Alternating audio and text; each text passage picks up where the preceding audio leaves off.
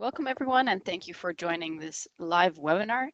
My name is Marjolein Althoff, and I will be hosting today's session on Headspace gas ingress testing for container closure integrity. Imagine a blue dye test, but replace the dye with a tracer gas. This is a Headspace gas ingress test, which we'll introduce to you in today's webinar. We will highlight the industry best practices for CCI testing.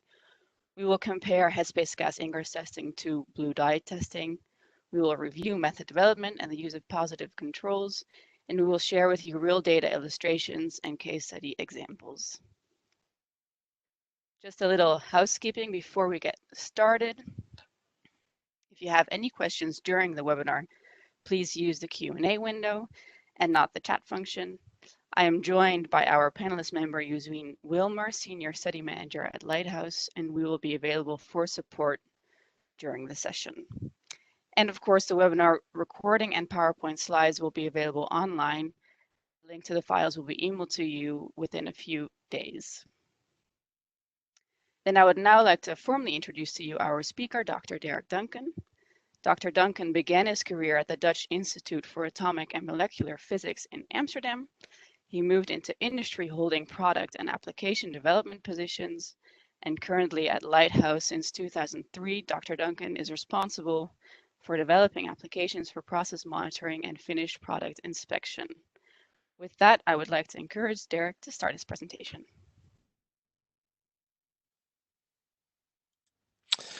Thank you, Marjolein. Welcome everybody to this live webcast. Certainly appreciate your effort in doing that. I know we had registrations from people all over the world, which is one of the reasons why we picked this particular time to give the webinar. I know if you're on the West Coast in the US, you can watch this over breakfast. If you're in Asia, it's almost bedtime. So really appreciate the extra effort that you have made to dial in and join us on this live webcast. As Marjolein mentioned, we're going to speak about a method or an approach for doing CCI testing called Headspace gas ingress testing. Let me skip to the context and disclosure slide here. Lighthouse has a long history in this area, the CCI application area. 20 years ago, we received funding from the FDA to commercialize and introduce this laser headspace technique into the pharmaceutical industry. Equipment has been supplied to all kinds of different groups in the pharmaceutical industry for CCI testing. And we've also started to support customers with CCI method development and method validation from analytical laboratories that we've set up. A little bit of context about the situation right now in the industry. Regulations and best practices are actually changing at the moment, going through an evolution. USP 1207 chapter on package integrity testing was implemented a couple of years ago. I think people might also be aware of the current revisions going on in the EU Annex 1, which will have some changes to CCI requirements. And we also have given some CCI workshops at the regulator. So over the past years, we've really tried our best to support our clients in meeting possible new requirements for CCI, and hopefully some of that will come through with some useful information during this webcast. So what are we going to talk about here? Start off with a few slides of introduction, and then we'll introduce this concept of Headspace gas ingress testing for CCI, speak a little bit about how to approach method development and validation, and actually in general, we are seeing some stricter requirements for doing this for CCI testing in the industry, and then have a couple of very concrete case studies which illustrate the implementation of this approach. Let's start off with the general regulatory situation. I think that drives a lot of things in the industry, obviously, and right now it's driving an evolution in industry best practices for CCI testing. And we see a few things in this area. So we see customers coming to us to ask for support in generating CCI data for a few reasons. Number one, we are told by our customers that they are getting feedback from the regulator, either with product submissions or with inspections, that they want to see more or better CCI method validation data.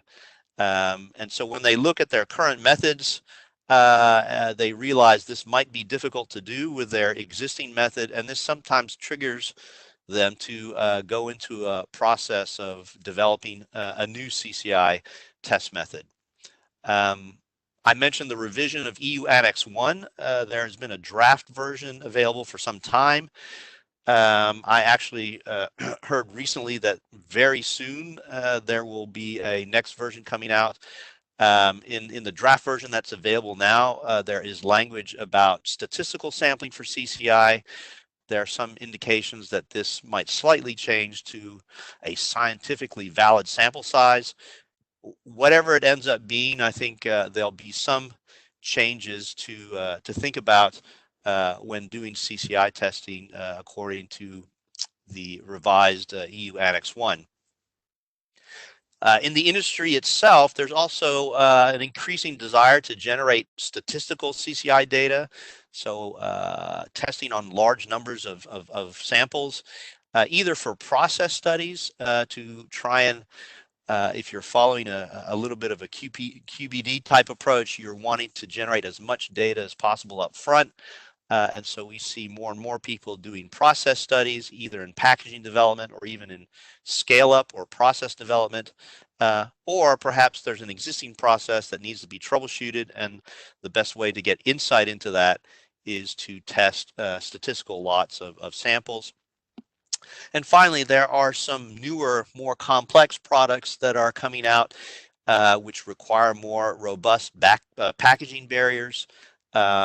Either there needs to be a modified headspace that needs to be maintained, so the container really needs to be gas tight.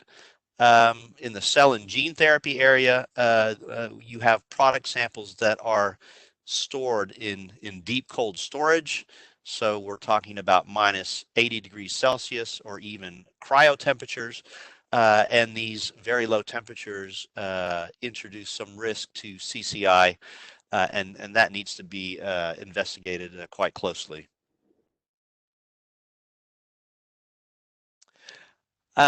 Here is a slide from FDA presentation, and it specifically is about the evolution of CCIT practices. And if you read this slide, it says CDER has avoided being prescriptive to allow manufacturers to develop tests to demonstrate the container closure integrity specific for their product, process, and container closure system. Now, what is the regulator actually saying here? They are not telling you what CCI test method to use, but they want you to actually develop a test method which is appropriate for your product, process, or container, and then to generate science-based data that demonstrates that. So again, this is one of the reasons why we've been seeing our clients or our customers come to us for support in developing methods and generating CCI data. Here is another slide from an FDA presentation, this time from CBER. And this is a little bit more explicit. On the left, you see different types of container closure systems. On the right, you see a long list of various CCIT methods. These are actually methods that are described in USP 1207. So you see that list. And the basic message here was you have different types of product container configurations on the left, and you should really be choosing an appropriate method. It could be one of those on the right-hand side. It could be something that's not even mentioned here.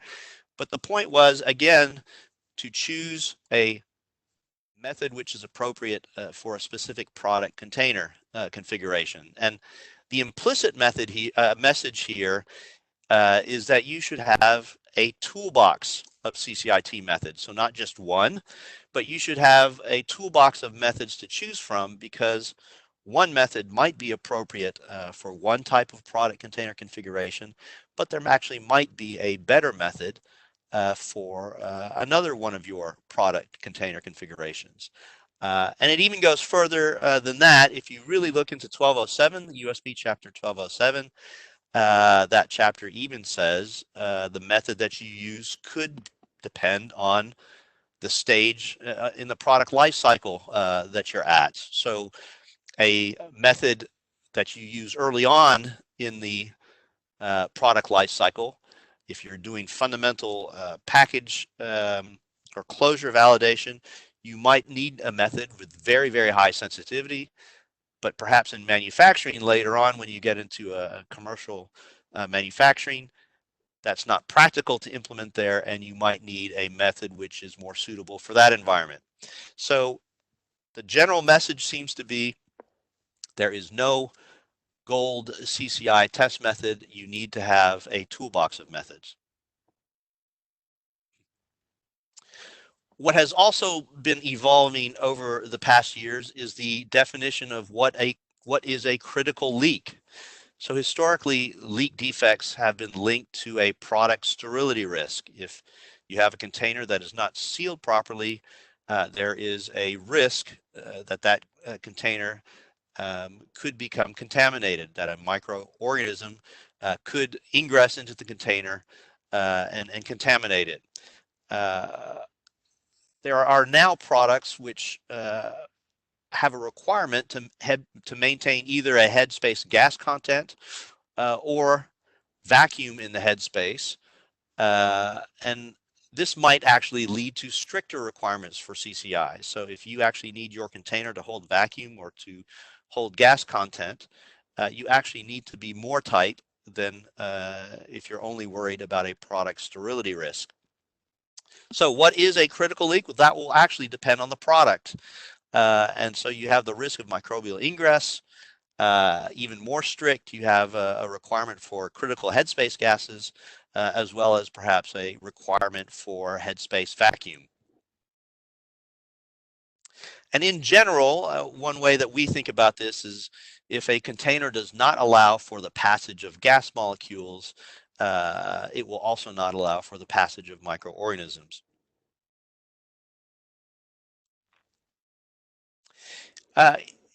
Here is another slide from the FDA, but before we get to that, if you look into USP 1207, a critical leak is described in terms of the maximum allowable leakage limit, the MAL, and a critical leak is actually product dependent. And for validation of a CCIT method, you want to generate robust CCI study data using positive controls to show that this method actually does detect a critical leak for that product. And here's an example described again in a presentation from the FDA. A glass vial and stopper was the container closure system in this case, and it was submitted with a dye ingress method.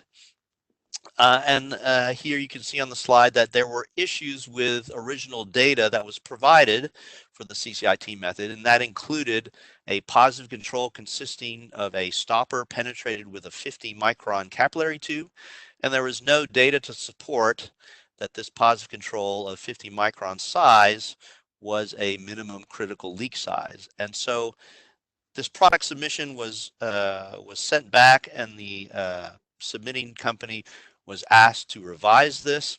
And so the firm revised the method, the CCIT method, to include positive controls consisting of a laser drilled container with a diameter equal to 10 microns, and also proved justification and data to support that this minimum critical leak size of 10 microns. So again, just an example of, let's say, increasing requirements to show and generate robust method validation data showing that your test method can indeed detect a critical leak for the product that you're talking about. Another topic of discussion currently with regards to CCI is the sample size for CCI testing. And I'm going to make this a little bit more general, so not just talk about CCI testing in manufacturing, but in general, sample size for CCI studies. Why would you want to use larger sample sets for CCI testing? Well, I think that in general, for fundamentally, statistical CCI data needs to be generated to understand if process control works. So if you're going to implement process controls, you want to know if that is actually improving the process. So you need to measure that.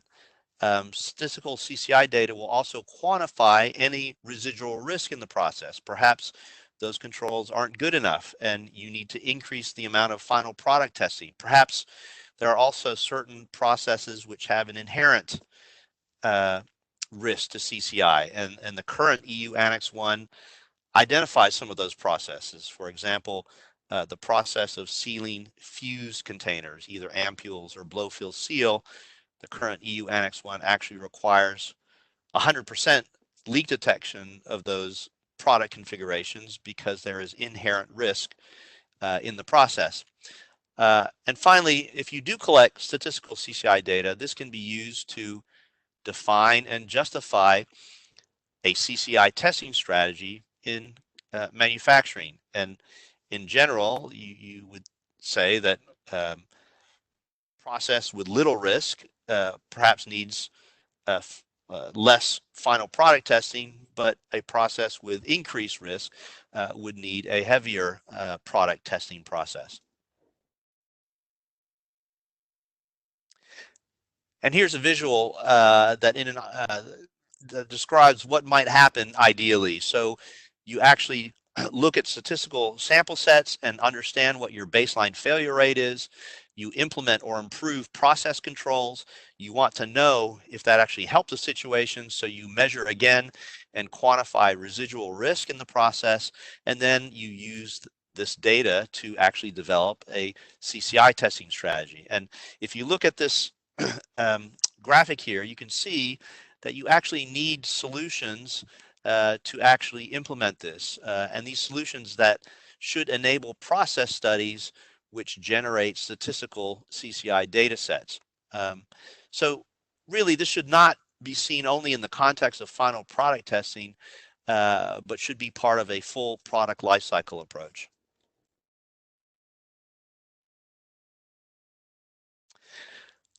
Okay, so that gives a little bit of an introduction and context to current topics in the area of CCI testing.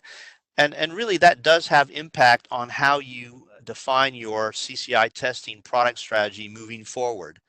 So here is a slide on the blue dye Ingress test. This is still probably the most common CCI test method used today. And you see that the regulators are wanting to see more robust validation data. So in this particular slide on the blue dye test, the first bullet point is a suggestion to use spectrophotometric detection so that you make an analytical measurement of the process of the color change instead of depending on an operator to make that decision. You can then set a limit of quantitation for that instrument. You want to use positive controls, again, which adequately demonstrate that the test conditions I think it's supposed to be can detect an appropriate leak here. And so what we have seen is that customers or the industry is starting to add deterministic methods in areas where the blue dye test is not as appropriate for use. So we're seeing customers asking for support in developing new CCI methods for new products, for fundamental closure validation. Again, if you need to be very, very sensitive to investigate the fundamental closure system, and for statistical testing. All of these things are difficult and challenging to do with just a blue dye test. And so you need to add other methods which enable these things.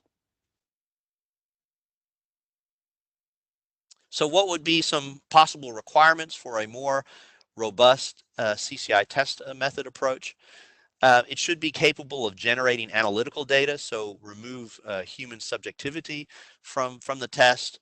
It should be sensitive enough, again, to detect critical leaks, and that's going to be dependent on what product you're talking about.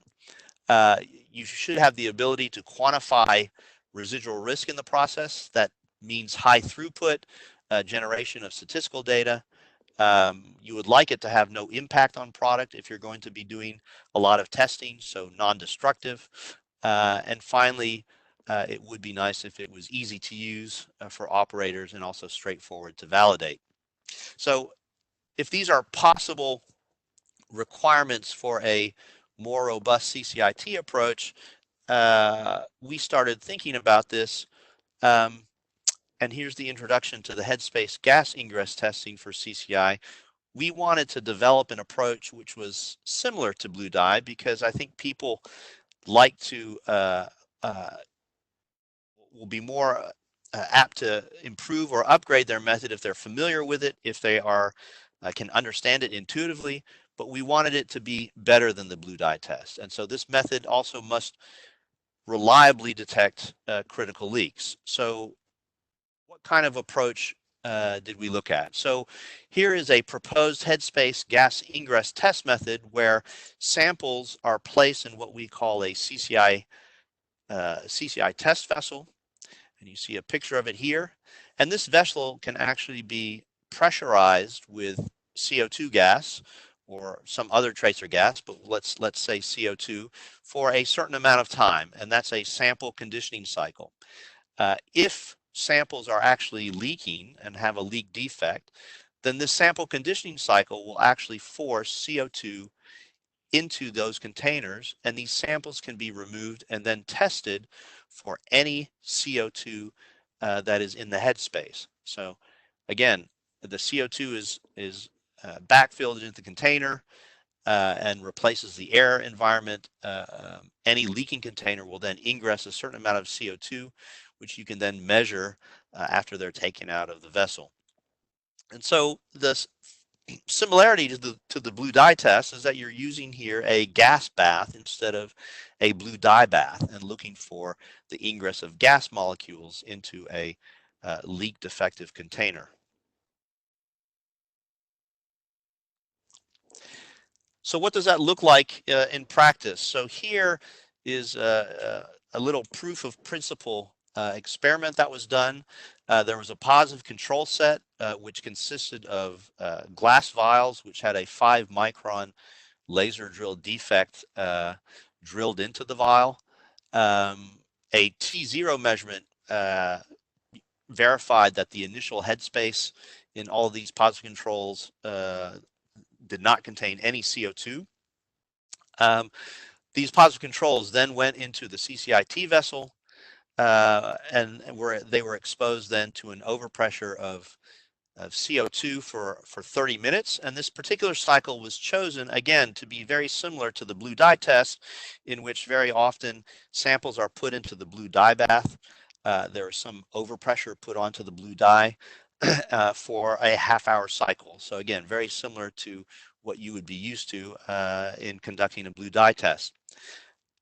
After the sample conditioning cycle, these samples are taken out of the vessel, and then a headspace analyzer is used to try and detect any ingress of CO2 into these leaking positive controls. So here are the results of this experiment, and this top graph here shows the results of empty positive controls. So these vials had no product in them, and you see here that all 10 of these positive controls showed almost a total headspace gas exchange. So instead of having air in the headspace, you are now seeing almost an atmosphere of CO2 in each one of these positive controls.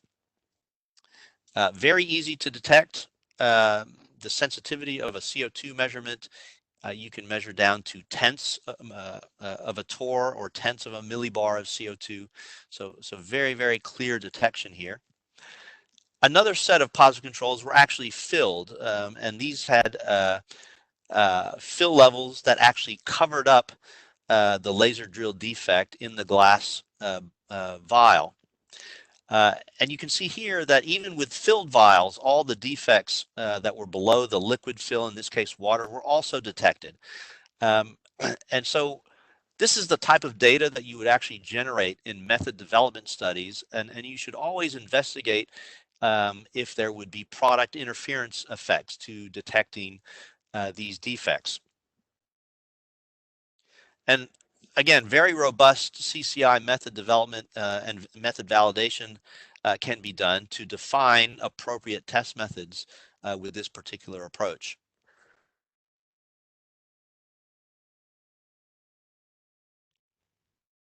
So you can see that this Headspace gas ingress test is very similar to blue dye, but has some advantages. And you can see these listed here. It's an analytical measurement that you're making. You're looking for ingress of a diatomic gas molecule, so you will be in principle more sensitive than the blue dye test. You can be sensitive to all kinds of leak sizes. It just might be that you need to leave samples for a longer period of time, the smaller the leak defect is. And all of this is actually described, the gas ingress into the leaking container is described by gas flow physics. And I've listed a reference here.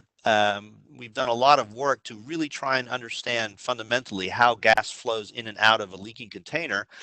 And we've actually been able to develop what we call a Headspace leak rate model, which can actually model the gas flow of defective containers. And this is very useful for a couple of reasons.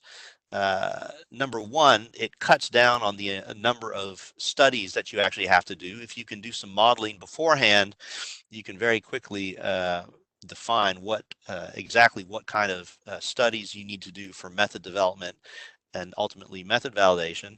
And number two, you can actually model what happens with defects that are very difficult to actually make. So practically speaking, making well-defined positive control defects that are less than a couple microns in size is very difficult to do. And so it's almost impossible to generate good experimental data with that. But with a leak rate model, you can actually run some theoretical calculations for those cases.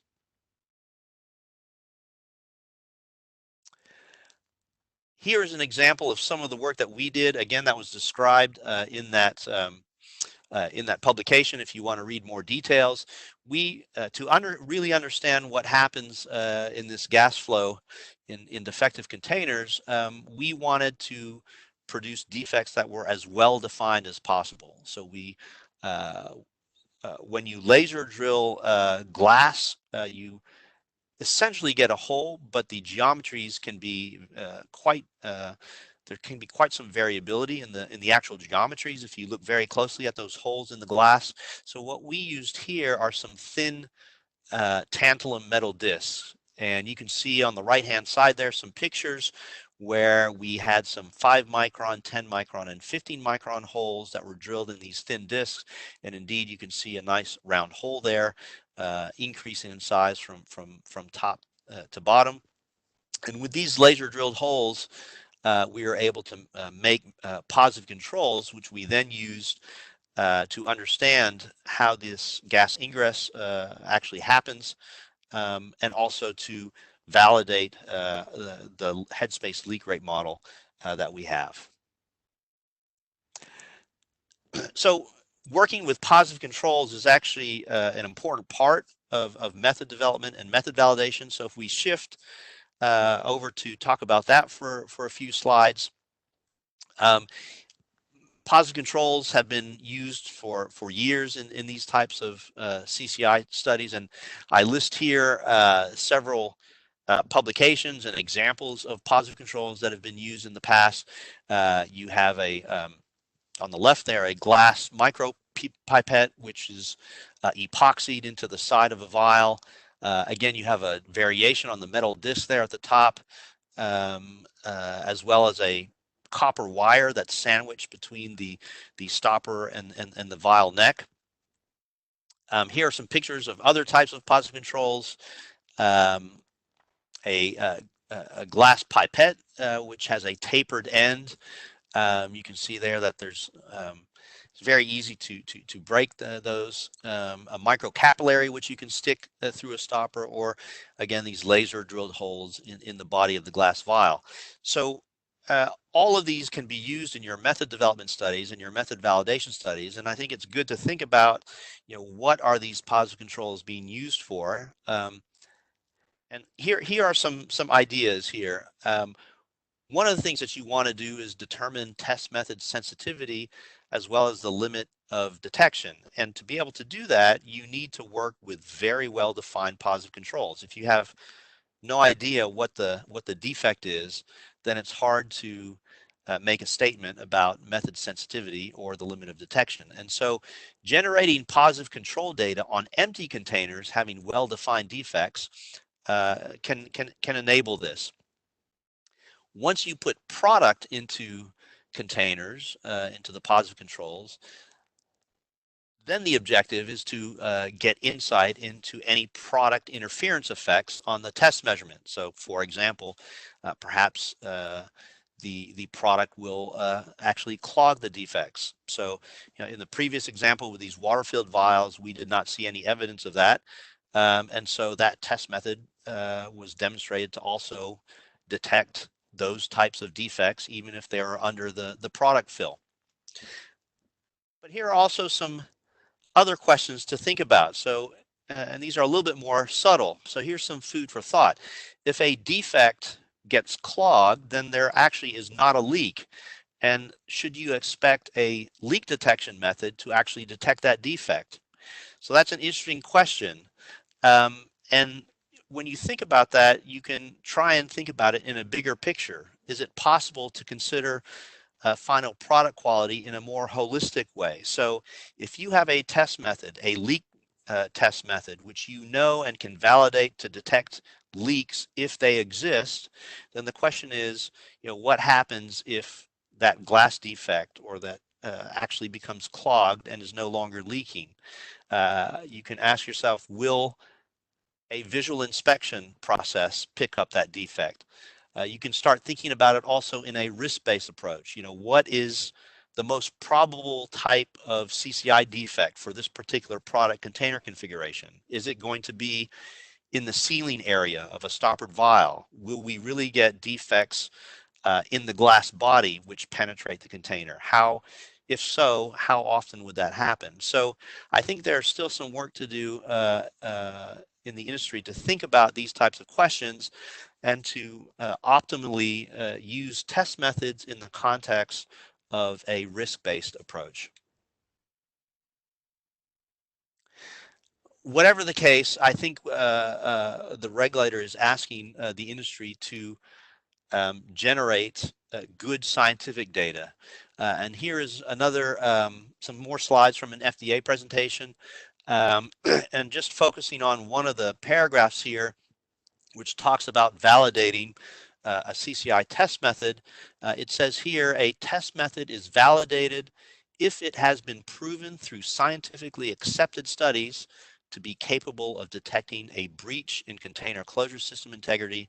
Test methods should demonstrate the ability to detect a container breach that is worst case or critical.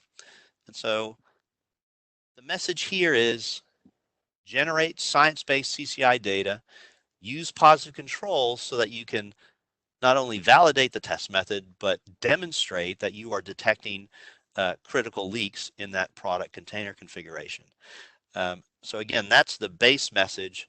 And so let's look at that a little bit more carefully, and specifically with Headspace gas ingress testing. How can you generate this type of data?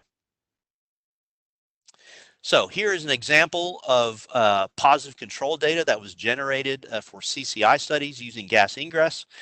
There's a lot going on in this graph, but let me just try and explain that here. Again, we're using the approach where you have positive controls that are put into a CCI test vessel. Those samples are exposed to a sample conditioning cycle, which tries to force CO2 into any leaking vial.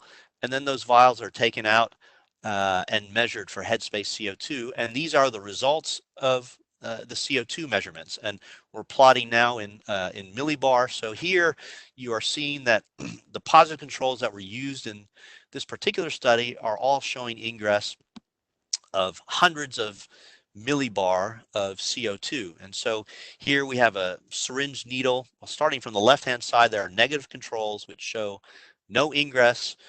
You have syringe needle positive controls representing a gross defect. And then you have some laser drilled holes of 5 microns and 10 microns in size, which are located both above and below the fill level. And then on the right-hand side there, you have a couple of micro wire positive controls where a micro wire is placed between the rubber stopper and the vial neck. And what you can also see is that the CO2 that was forced into these leaking positive controls was also followed over time. So you see measurements made 15 minutes after the samples were taken out of the vessel, up to 20 hours after they are taken out of the vessel. And you can see that even after 20 hours, you can still make a headspace measurement and detect CO2 inside, indicating that this sample was or is actually leaking. Again, this is an example of science-based method development and validation data that can be demonstrated. You can draw conclusions about method sensitivity, the robustness of the method, limit of detection. And you can see that Headspace gas ingress can actually be used to detect these different types of positive controls and also even characterize them. You can see that the microwires behave similarly to a 5 micron laser drill defect in this particular case. Okay, so that was an example of what kind of positive control data that you can generate with this approach. Let's move to a real CCI method development example. And again, it's based on this CO2 headspace gas ingress approach. And here is the objective for the end user. They wanted to be able to detect a 5 micron laser drill defect within 15 minutes. So the test couldn't last longer than 15 minutes, or the measurement test. The sample set were consisted of 2R clear tubing vials. They had an air headspace. And there were actually two types of formulations that were tested or investigated in this method development. One was a polysorbate buffer solution, and the other one was a protein-based BSA liquid fill, which would then mimic protein-based products. Positive controls that were used in this study were 2, 5, and 10 micron laser drilled glass defects, again, both above and below the liquid level. And then a gross positive control defect was included, which consisted of a syringe needle punctured through the stopper. The conditioning cycle that was used in this particular case was a little bit more complex. So first, vacuum, the CCIT vessel was evacuated, then backfilled with a 1 atmosphere CO2, evacuated one more time, and then finally backfilled with an overpressure of CO2 and then held for a certain amount of time. This is a little bit more of an involved sample conditioning cycle, but in principle, this cycle is flexible, and you can really use method development to define and optimize what kind of cycle you should use for a particular product container configuration, and also for end user test method requirements. For example, the test can't take more than 15 minutes, and then you can define your sample conditioning cycle appropriate to that requirement. So let's look to see what the results were. So here you see a table listing the results of this method development. You can see that the defect types, again, range from the 2 micron laser drilled holes to gross defects. You also had negative controls. And you can see here that all of the the PBS buffer positive control samples were detected down to 5 microns, whether or not you had the defect above or below the liquid. When you got down to these 2 micron laser drill holes, it looks like below the liquid, the product can start having interference effects. Again, most presumably clogging here, so you no longer have a leak, so this leak method doesn't detect it. And then for the protein-based BSA samples, you see that one of the 5 micron laser drilled positive controls that was below the liquid was not detected, but everything from 10 microns up was. Again, a very clear picture of your limit of detection, sensitivities, and you produce real science-based analytical data which clearly gives these results. So very similar to the data that I showed in the previous example of the CO2 measurements.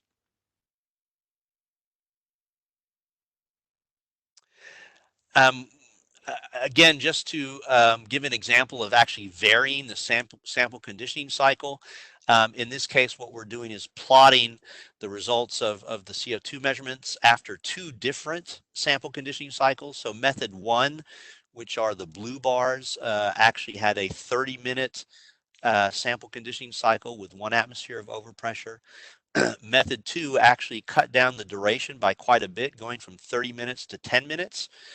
With slightly more overpressure. And you can see that the difference between these two is actually not very big. You still see hundreds of millibar of CO2 in these positive controls, even when the cycle duration is cut down by a factor of 3. So again, just an example to show that you can vary the sample conditioning cycle either with the overpressure or with the cycle time, depending on what your requirements are for sensitivity or test duration.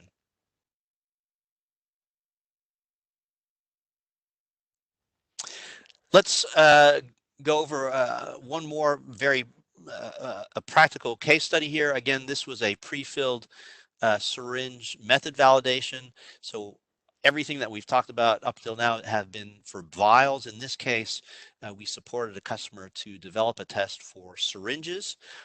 In this particular case, the positive controls that were used were different size tungsten wires that were placed between the plunger and the glass syringe wall. You can see the picture there on the left-hand side.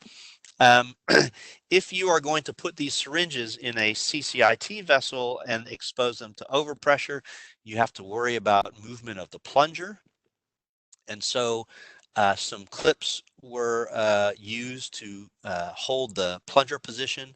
That's the right-hand picture there that you see. And we had 15 sets of 15 empty syringes, 15 a set of 15 with formulation inside with a 41 micron wire. We also had a gross defect, which consisted of an empty syringe with a needle in the plunger, and then 15 negative controls for this particular study. There were 3 operators each, so they tested 5 of each of those sample sets. And the sample prep cycle consisted of 30 minutes, again, half an hour of CO2 overpressure.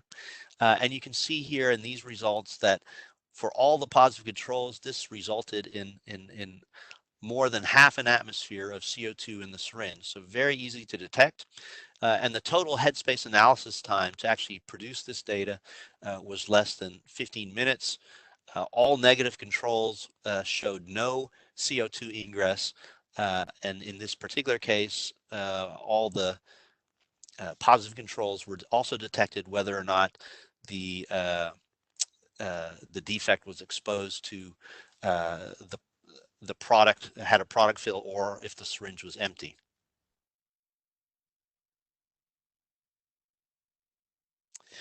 Okay, so I hope that those examples give you some good insight into what this gas ingress method approach is, and also some practical examples of what kind of CCI data you can generate with it. and also some perhaps some ideas for approaching method development and or method validation. I wanted to end here with a topic which is a little bit more broad. This approach can also be used not only for just direct CCI testing, but really for a lot of interesting packaging studies. And I wanted to show some data here which compared permeation of gas into a container with actual CCI leak defects. So what we're working with here is a 1 ml polymer container. So now you don't have glass, you have a thin-walled polymer container. So you're not only worried about having possible CCI defects, but you're also worried perhaps about gas permeation through the actual primary packaging. And what we're plotting here, in this particular case, we filled the containers with nitrogen and then exposed them to a long-term air atmosphere. And we were monitoring the rise of oxygen levels. So either air was ingressing through a leak defect or it was permeating through the actual primary packaging material. And you can see here we had 5, 10, and 16 micron holes that were laser drilled into a 1 ml glass container just to show what the ingress would be through into a 1 ml container with those types of defects. And then we were monitoring the oxygen permeation through the polymer container. And you can see here that the permeation rate, which is the blue line at the bottom, is much slower, of course, than the oxygen ingress that you see due to an actual leak. And if you extend this out for long term, and yeah, I should also mention here that there is no overpressure. No overpressure was used in this study because we wanted to investigate the natural permeation or ingress of gas into the container. And if you look at the results on a longer time scale, so now out to 2 months, you can see that the permeation through the plastic container has reached almost atmospheric levels inside, so almost up to 20% atmosphere for the oxygen content. And again, you see a very nice picture of the difference between an actual CCI defect and permeation effects. So that's very easy to distinguish. And this type of study is an actual example of determining, for example, the inherent package integrity. So this tells you for the polymer container what its inherent package integrity is, and you can start trying to assess what is a critical leak. If I have a particular formulation and I put it inside, what is a critical leak for that product container configuration, and make then the appropriate choices for your final packaging and shelf life type of specifications.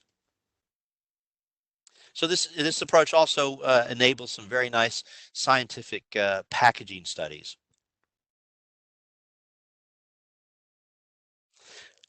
Okay, so we're getting close to the end of our time here, so let's wrap up with a few key takeaways. So industry best practices for container closure integrity testing. That is evolving at the moment. So in the introduction, we talked about the evolution at the regulator, either in requirements such as the revised Annex 1, USB 1207, but also just in general that regulators want people to generate good science-based method validation data. And as a result of that, the message has been to have a toolbox of methods, because if you're only using the blue dye test, it will be very difficult and challenging to develop test methods that are appropriate for all products, and for detecting critical leaks in these products. And hopefully the material that we have presented here shows that Headspace gas ingress methods represent actually a general test approach that is analytical and deterministic.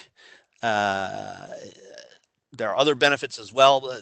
Being non-destructive, that means that you can achieve relatively high throughput It's straightforward for the operator to perform. And as the case study examples showed, you can validate that with some robust analytical data. Whatever method you end up choosing for your CCI testing, I think this last line here is good general advice. Whatever CCI test method you're using, you want to focus on generating some science-based data. You'll also find out that there are no perfect CCI test methods. So you will also want to use good science-based data in combination with a risk-based approach to justify your CCI test methods and practices. We again are happy to support all our customers with CCIT activities.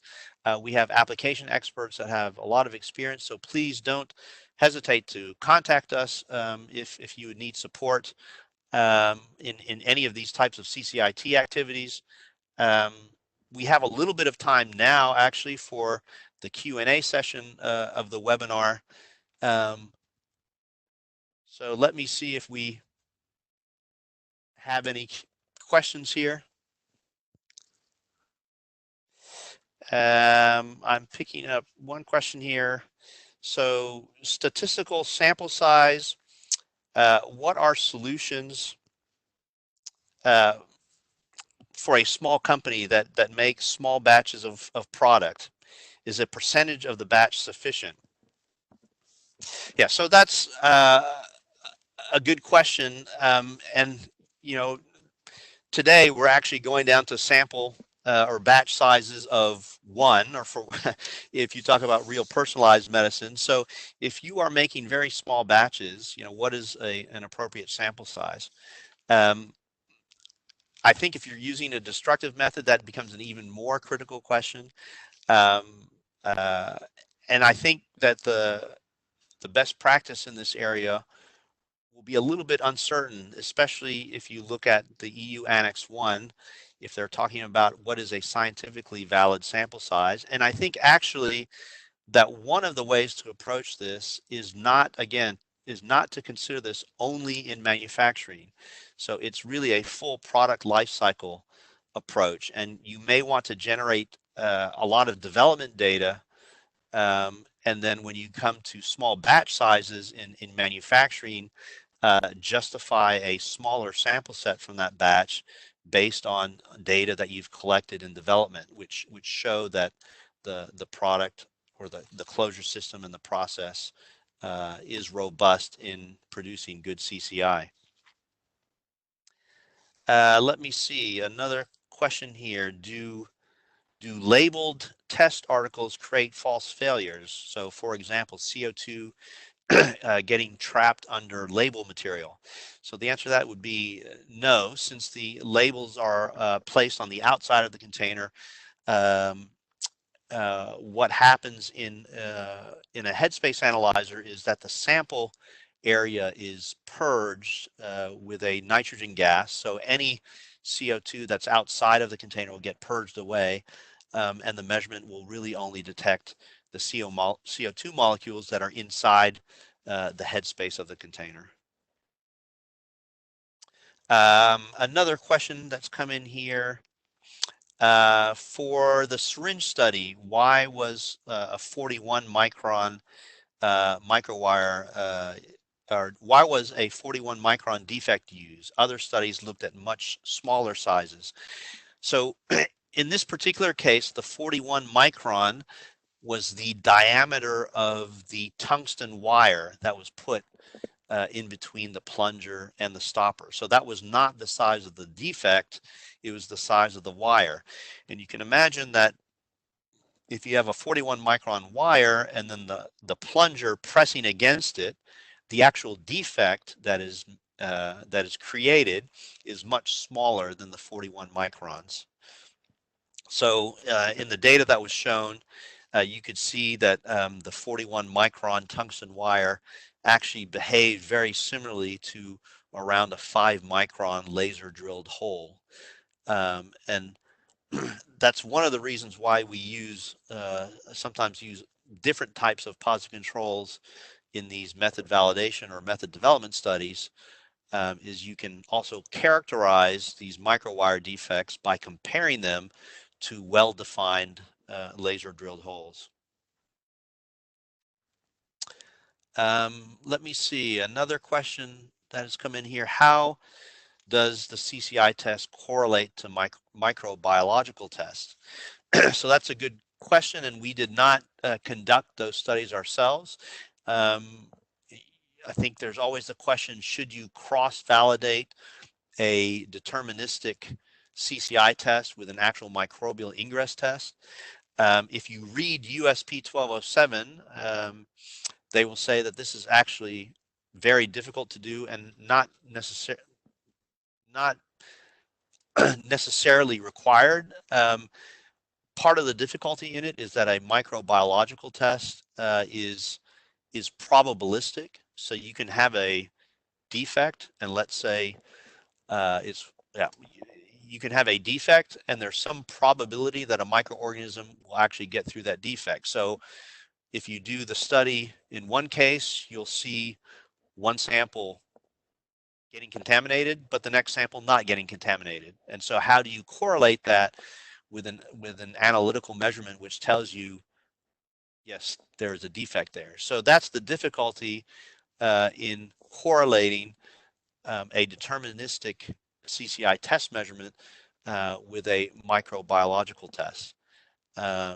Having said that, I know that from a pragmatic point of view, there are some regulators or there is an inspector that might come on site and ask you for this data.